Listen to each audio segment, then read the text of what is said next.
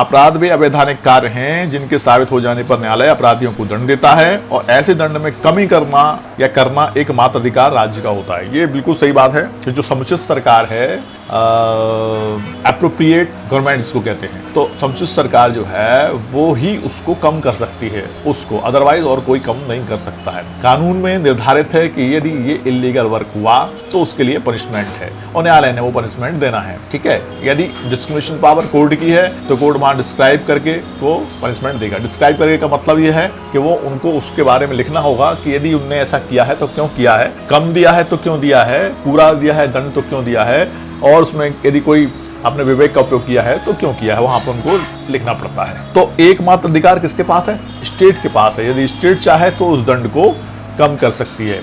ठीक है, ये ऑस्टिन की परिभाषा है। इसमें कोई को समस्या है तो बताओ मुझे। ठीक है, इसमें कोई यदि क्वेश्चन उठ रहा है मन में कि भाई स्टेट कैसे कर सकती है, नहीं कर सकती है, यदि ऐसा कुछ है क्वेश्चन तो बताओ जल्दी से, तो आगे चलते हैं नेक्स्ट परिभाषा पे।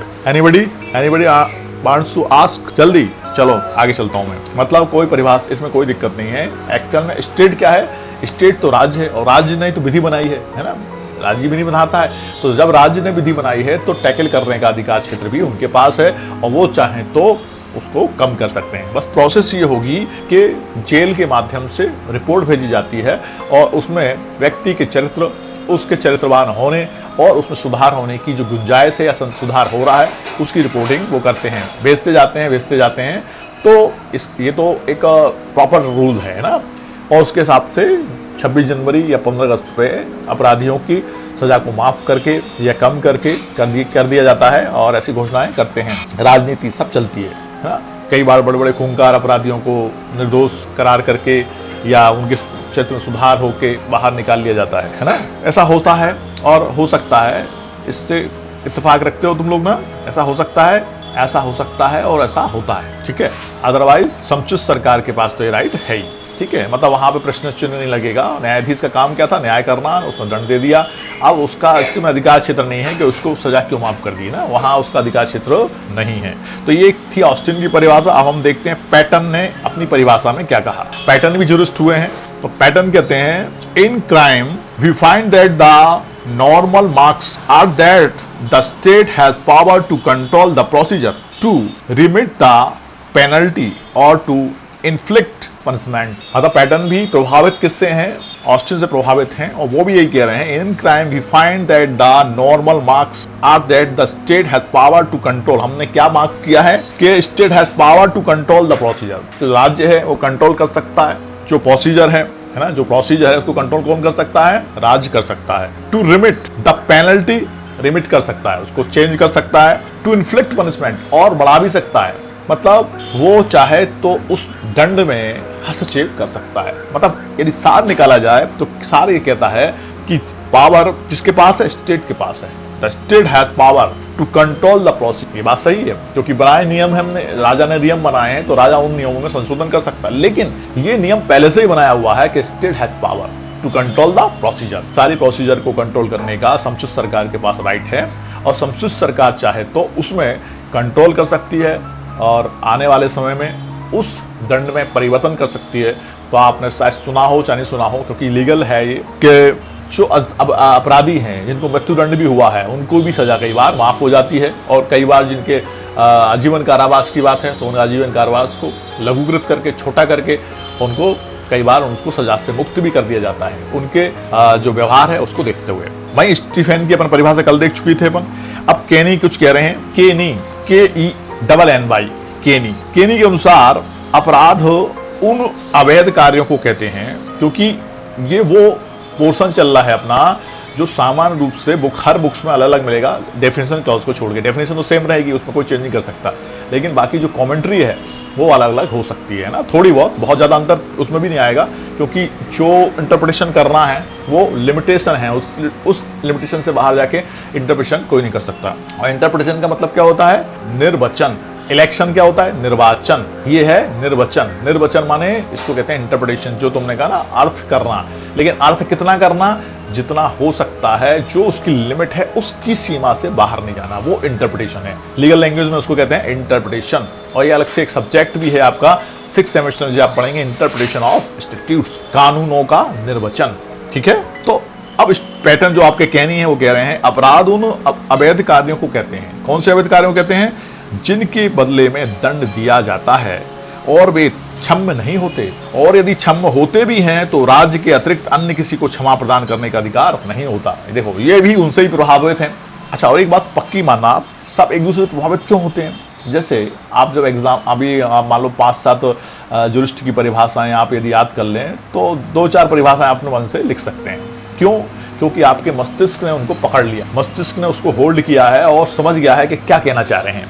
तो फिर मस्तिष्क अपने हिसाब से उनकी परिभाषाएं बना सकता है। और आप ऐसा एग्जाम में भी कर सकते हैं कि 2-4 परिभाषाएं यदि आपने जुरिस्ट की लिखी हैं तो 2-4 अपने मन से भी लिख सकते हैं, लेकिन वहां जुरिस्ट का नाम नहीं लिखना मन से कि मैडम साइकिल के अनुसार, मिस्टर हैंडल के अनुसार, ऐसा मत कर देना। वहां पे हमको ये लिखना है इन माई व्यू या मेरे अनुसार, है ना, इन माई थॉट। फिर वहां हम ऐसा लिख सकते हैं कि मेरे अनुसार, है ना, ऐसा कर सकते हैं और उसमें कोई आपको रोकेगा नहीं, और क्योंकि वो गलत नहीं है, वो गलत होगा तो काट ही देगा वो, है ना, यदि आपने सही इंटरप्रिटेशन नहीं किया है तो कहनी के अनुसार कहते हैं अपराध उन अवैध कार्यों को कहते हैं। किन अवैध कार्यों को? जिनको अपराध कहा गया है एक, और वे क्षम्य नहीं होते। अब इसको हम समझने के लिए हम चले जाएं थोड़ी देर के लिए सीआरपीसी में। तो सीआरपीसी में सेक्शन 320 है जो इस बारे में बात कर, कुछ मामले हैं जिनको हम कंपाउंडेबल हैं और नॉन कंपाउंडेबल हैं। समनीय है और असमनीय मामले, ऐसे मामले जो सिर्फ कोर्ट में ही निपटाए जा सकते हैं, उनको कोर्ट से बाहर जाके निपटाया नहीं जा सकता है। ठीक है, बात समझ में आई? तो ऐसे मामले हैं वो जो सिर्फ कोर्ट देखेगी, और वो कैसे मामले होंगे? डेफिनेटली संगीन मामले होंगे। तो उन्हें ऐसा ही कहा है कि और वे क्षम्य नहीं होते, और यदि वे क्षम्य होते भी हैं तो राज्य के अतिरिक्त अन्य किसी को क्षमा प्रदान करने का अधिकार नहीं होता।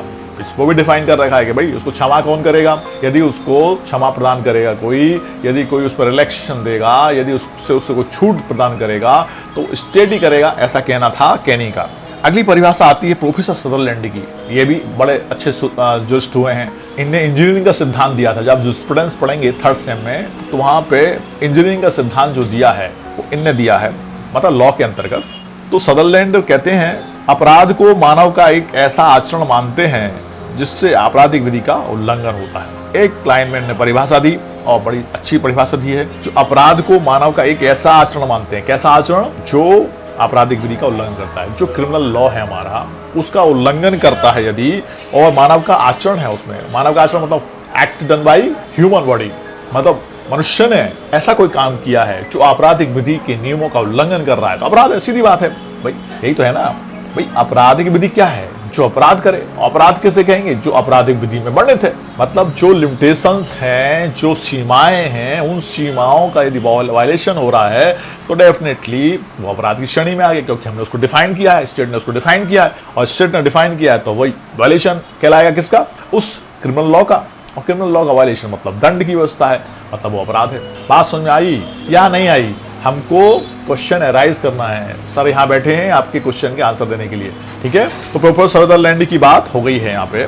उसके बाद आती है डोनाल्ड टेफ्ट की परिभाषा। डोनाल्ड ट्रंप की नहीं है ना, Donald Taft, DONALD, Donald TAFT, Taft. Donald Taft क्या कहते हैं सुनिए। अपराध एक ऐसा कृत्य है जिसका किया जाना दंड विधि के अंतर्गत निषिद्ध है तथा जो किए जाने पर दंडनीय है। अब आप देख रहे होंगे लगभग एक सी परिभाषाएं हैं, लेकिन वो क्या करें, उनसे रहा नहीं गया, वो सब परिभाषाएं लिखते गए हैं और जो उनको समझ में आया वो न लिखा है। और हम जब लिखते हैं कोई बात तो हम उससे प्रभावित होते हैं जो हमसे पहले लिखा गया है। ये बात सही है।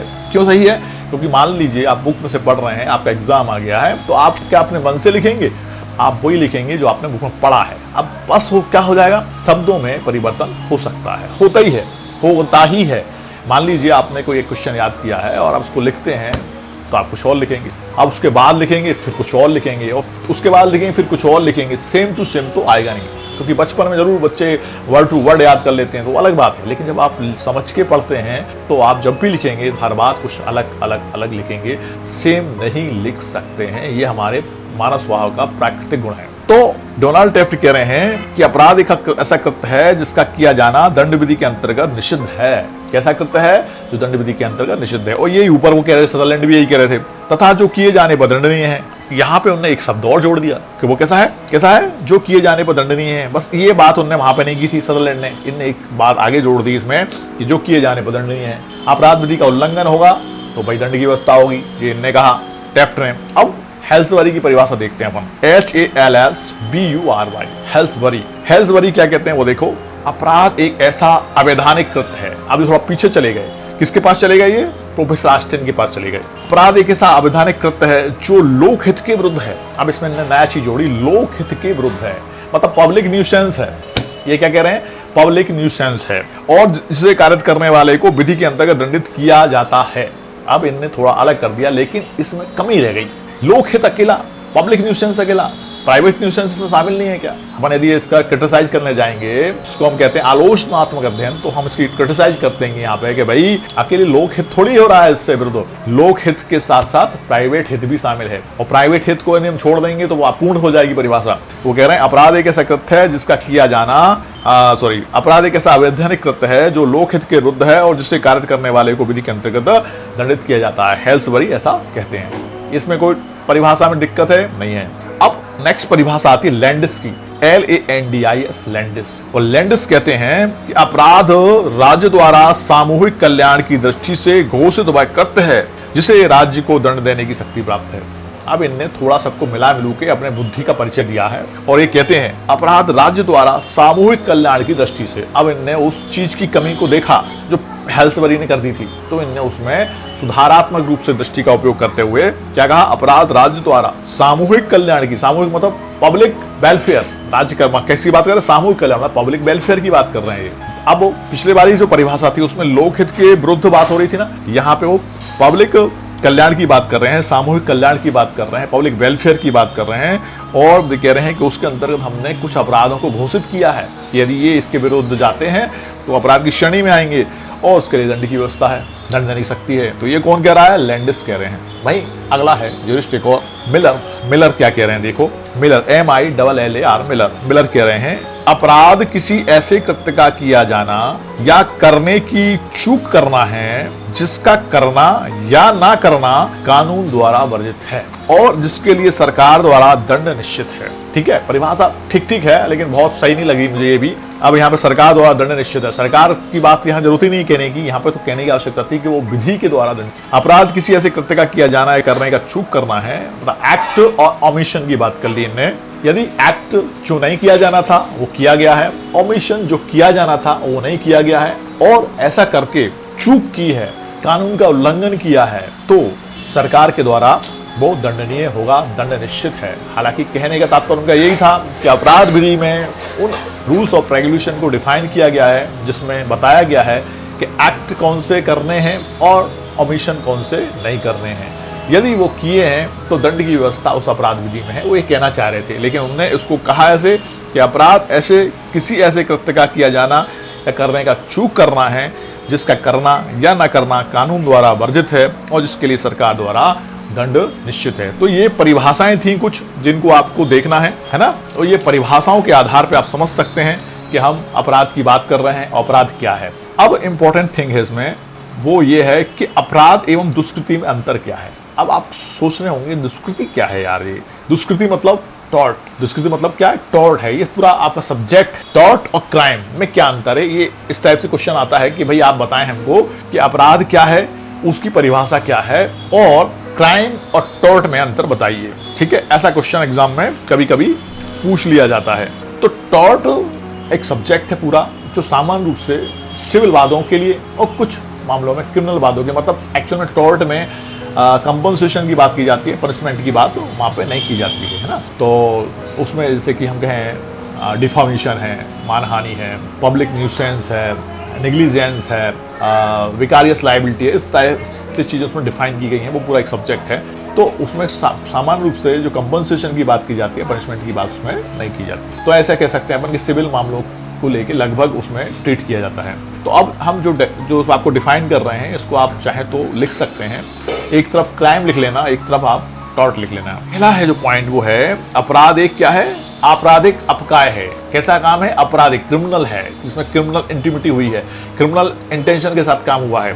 और दूसरा है यह एक व्यवहारिक अपकार्य। कौन सा, दुष्कृत्य। व्यवहारिक से मतलब सिविल, यहाँ पे हम ऐसा कह सकते हैं ये एक सिविल मामला है और ये एक क्रिमिनल मामला है। यदि हम इसको लिखना चाहें तो अपराध एक जो अपराध है वो कैसा है, क्रिमिनल मामला है, आपराधिक मामला है, जबकि जो दुष्कृति है एक व्यवहारिक या सिविल मामला है। अब इंपॉर्टेंस पॉइंट दूसरा ये है कि अपराध समस्त समाज के प्रति होता है।